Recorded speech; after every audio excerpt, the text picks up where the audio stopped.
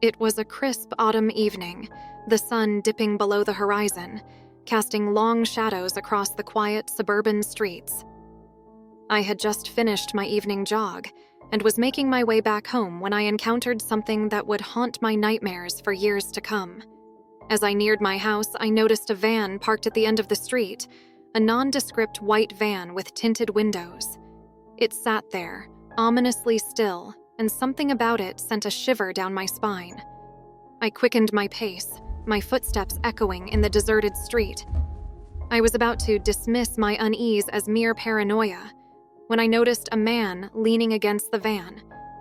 He was tall and wore a long, dark coat that billowed in the evening breeze.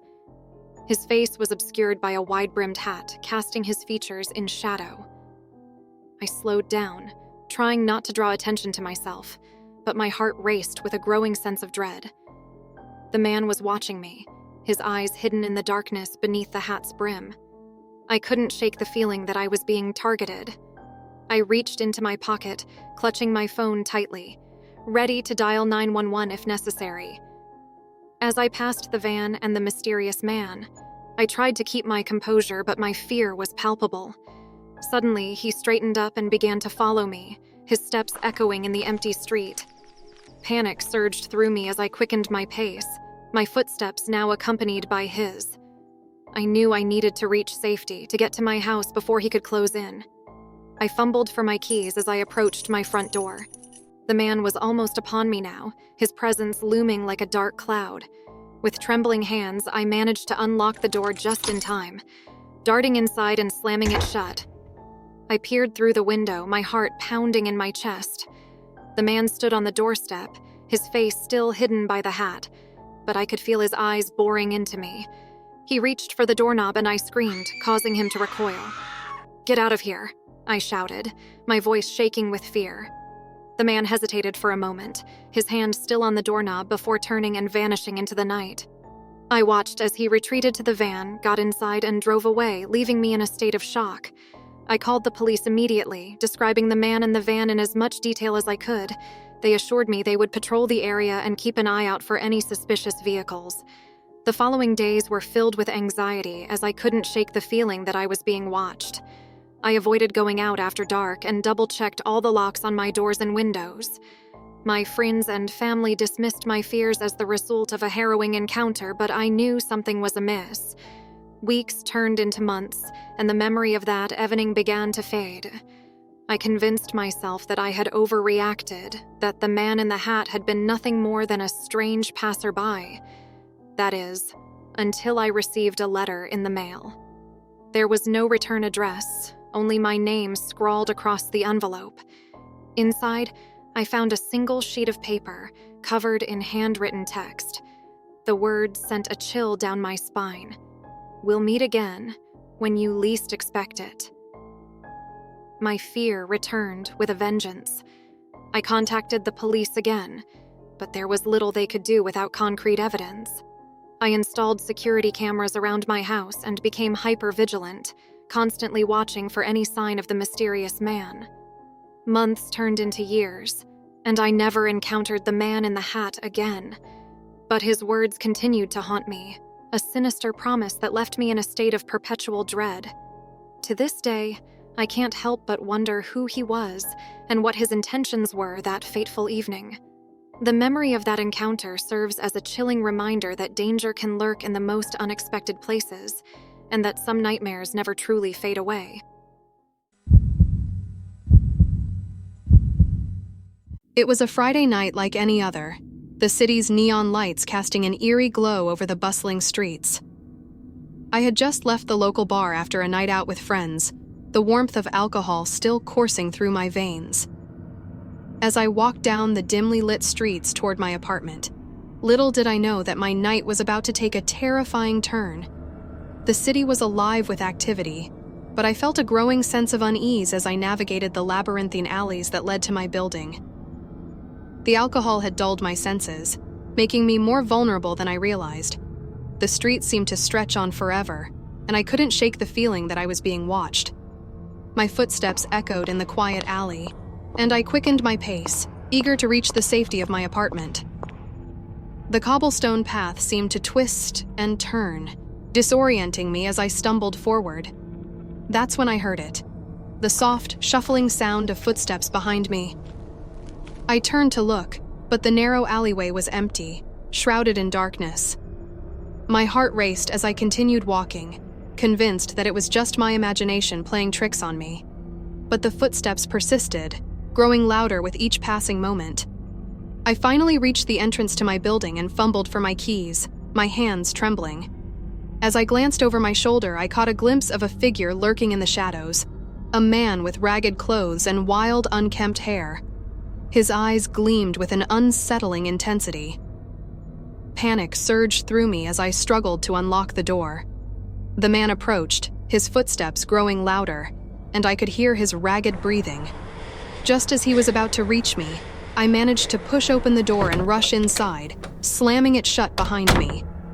I leaned against the door, my heart pounding in my chest. I had escaped, but the encounter had left me shaken to my core.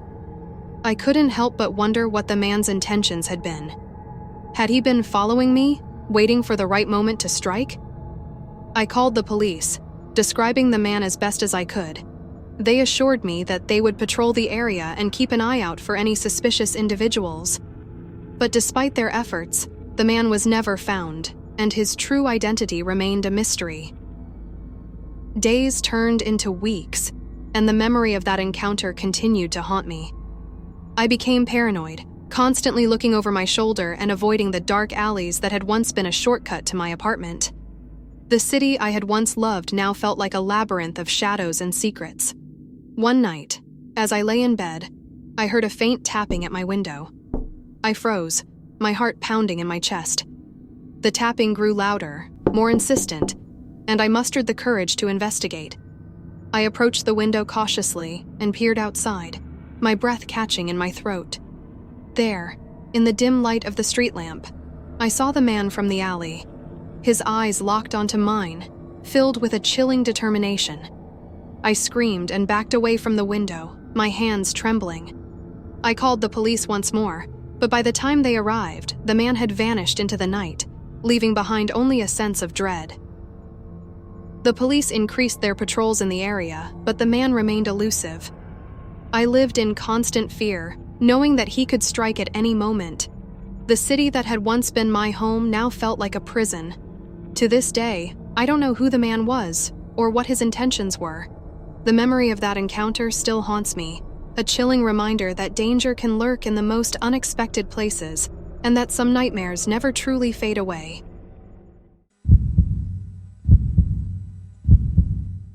It was a warm summer evening, and I had just finished my shift at the small bookstore where I worked. As I walked home along the tree-lined streets, I couldn't help but appreciate the beauty of the fading sunset, its warm hues painting the sky in shades of orange and pink. Little did I know that the picturesque scene would soon turn into a nightmare. As I strolled down the quiet suburban street, a sense of unease began to gnaw at the edges of my consciousness. I couldn't quite put my finger on it, but something about the atmosphere felt off. The normally bustling neighborhood had an eerie stillness to it. I quickened my pace, my footsteps echoing in the deserted street. The sensation of being watched intensified with every passing moment, making my skin prickle with discomfort. I glanced over my shoulder, but there was no one in sight. Just as I was about to dismiss my unease as mere paranoia, a voice from behind made me freeze in my tracks. "Excuse me, miss. Can you help me with directions?" I turned around to see a man standing a few feet away. He was tall and impeccably dressed, with strikingly handsome features and a disarming smile that could have charmed the birds from the trees. His deep, penetrating eyes held a kind of allure that was difficult to resist.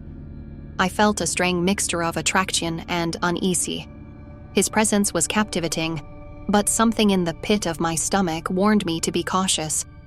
"Of course," I replied, trying to maintain a polite but cautious demeanor. He proceeded to ask for directions to a street that seemed familiar, but not quite. As I explained the route, he moved closer, his demeanor becoming increasingly charming and persuasive. "That's great," he said with a smile. but it's getting dark and I'm a bit lost. Would you mind showing me the way?" His request was polite, but I hesitated. The evening had grown darker and I was aware of the increasing sense of unease. Despite my reservations, his charisma won me over, and I agreed to accompany him. As we walked together, he maintained a pleasant conversation, asking about my life, my interests, and even my work at the bookstore. I couldn't help but feel a strange connection to him, as if he had known me for years. His words were like a web, gently ensnaring my trust. But as we ventured deeper into a secluded part of the neighborhood, I began to sense that something was terribly wrong. The houses became fewer and farther between, and the streets were eerily empty. My internal alarm bells rang loudly, urging me to escape this increasingly unsettling situation. Just when I was about to make an excuse to leave, he stopped and turned to me, his smile now laced with something sinister. "You see," he said softly, "I didn't really need directions. I just wanted some company, someone like you, so kind and trusting." My heart sank as I realized the true nature of his intentions. Panic surged through me, and I turned to run, but he was faster. With a single swift motion, he grabbed my arm, his grip iron-strong. "Where do you think you're going, my dear?" he whispered. Desperation overcame me as I struggled against his grasp, screaming for help. But the neighborhood remained eerily silent, as if it had abandoned me to this sinister encounter. As he began to drag me toward an abandoned building at the end of the street, I fought with every ounce of strength I had left. It was a battle of wills, a fight for my life against a man who had charmed me into his deadly trap. In a final surge of adrenaline, I managed to break free from his grasp and sprinted toward the nearest house. I pounded on the door, screaming for help as tears streamed down my face. The door swung open, and a kind-hearted stranger pulled me inside, immediately calling the police. By the time they arrived, the handsome man had vanished into the night, leaving behind only a haunting memory of his deceptive charm. The police launched an extensive search, but the man remained elusive. Despite his good looks and charismatic facade, he was nothing more than a predator, lurking in plain sight. I couldn't help but wonder how many others had fallen victim to his charms. The memory of that encounter serves as a chilling reminder that danger can come in the most appealing of packages, and that some monsters hide behind a handsome smile.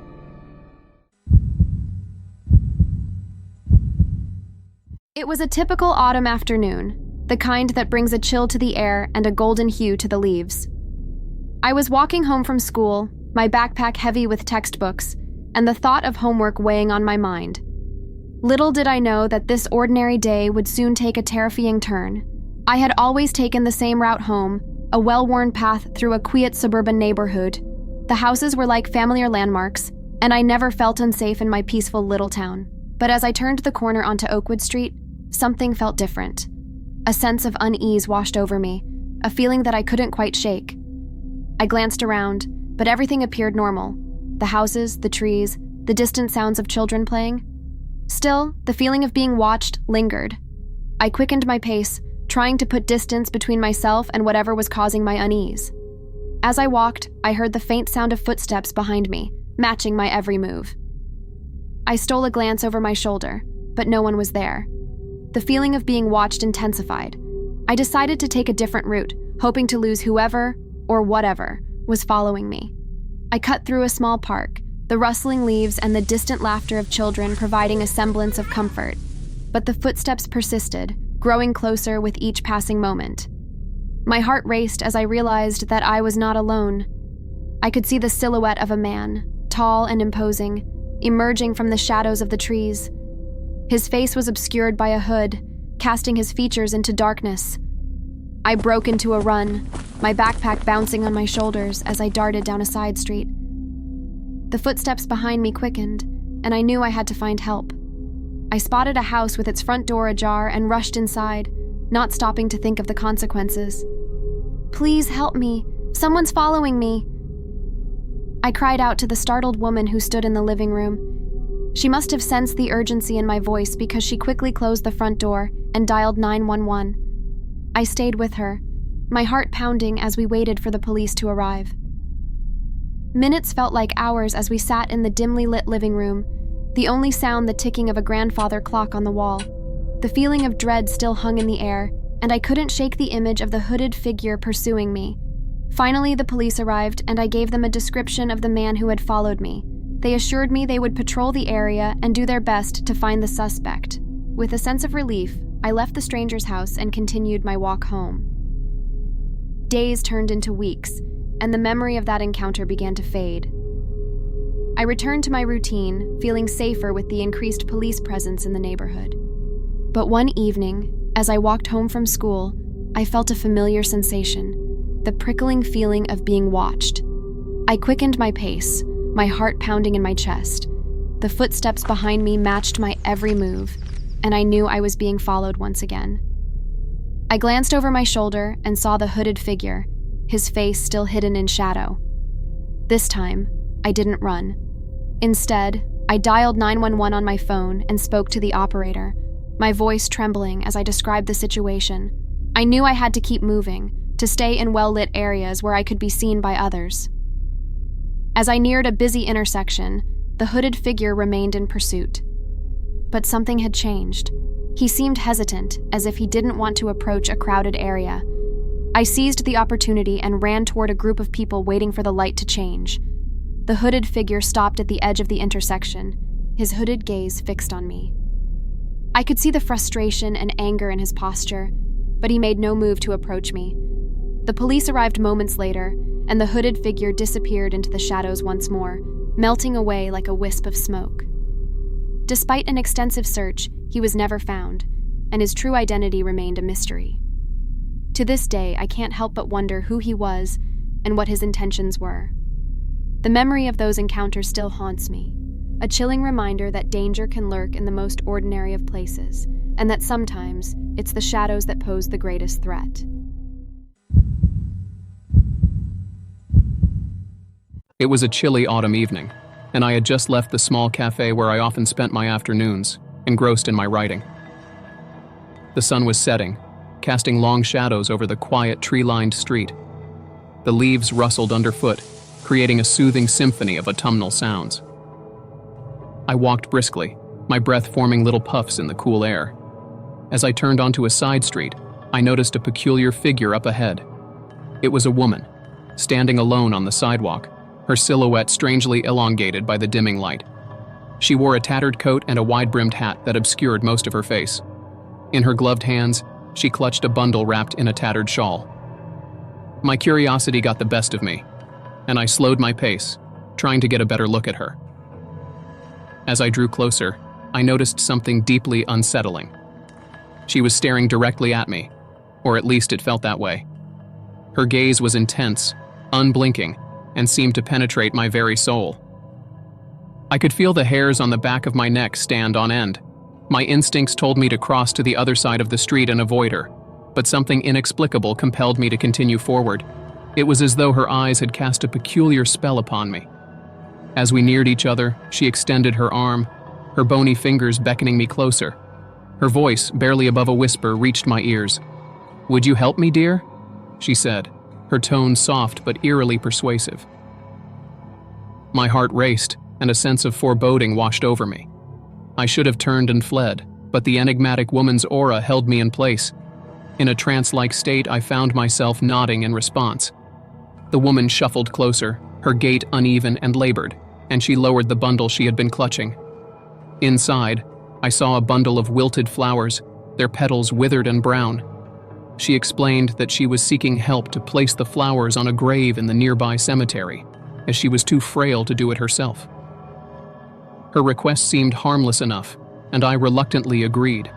She provided me with the address of the cemetery and whispered that it was just a short walk away. However, she insisted that I take the bundle of wilted flowers with me, claiming that they held special significance. With a sense of trepidation, I accepted the flowers and began to walk in the direction she had pointed. I could feel her gaze lingering on my back as I moved away from her. The streets were growing darker, and the rustling leaves seemed to whisper warnings. The cemetery was not far, and I soon arrived at the entrance. It was a desolate place, overgrown with ivy and shrouded in eerie silence. The gravestones were weathered and moss-covered, bearing witness to the passage of time. I ventured deeper into the cemetery, the flowers weighing heavily in my arms. The air grew colder, and I couldn't shake the feeling that I was being watched, as if the very shadows around me harbored secrets. Eventually, I reached a crumbling tombstone, its inscription barely legible. As I placed the wilted flowers on the grave, a sudden chill ran down my spine. It felt as though a spectral presence was looming over me, unseen but undeniably there. That's when I heard a whisper, soft and barely audible. It was the voice of the woman from the street, but she was nowhere to be seen. She spoke cryptic words that sent a shiver down my spine. "Your offering has been accepted. Now, you must stay." Panic surged through me as I realized that I was not alone in the cemetery. Figures began to emerge from the shadows, their features obscured by tattered clothing and wide-brimmed hats like the woman's. They approached slowly, encircling me with their unnerving presence. I tried to flee, but my limbs refused to move. It was as though the very ground beneath me had taken root, keeping me captive in that eerie graveyard. The figures closed in, their unblinking eyes fixed upon me, and the whispered words continued. They spoke of a ritual, of a dark pact sealed by placing the wilted flowers on the grave. A shiver of dread coursed through me as I realized the horrifying truth. I had unwittingly become a part of their sinister ceremony. As they moved closer, I managed to let out a scream for help, my voice piercing the silent night. In the distance, I could hear the faint wail of sirens drawing nearer. The figures hesitated, their grip on me loosening as the approaching sirens grew louder. It was then that I felt the power of their strange spell weaken. With one last surge of determination, I broke free from their grasp and sprinted toward the cemetery entrance. The police arrived just in time, their flashing lights illuminating the eerie scene. The enigmatic figures had vanished into the night, leaving no trace behind. I recounted the chilling encounter to the officers, but it seemed like a tale from a dark and twisted dream. The wilted flowers had disappeared, leaving only the cryptic words and a profound sense of dread. To this day, I can't shake the feeling that I narrowly escaped a fate far worse than I could ever imagine. The mysterious woman and her sinister ceremony remain an enigma, a haunting reminder that the line between the ordinary and the extraordinary can blur in the most unsettling of ways.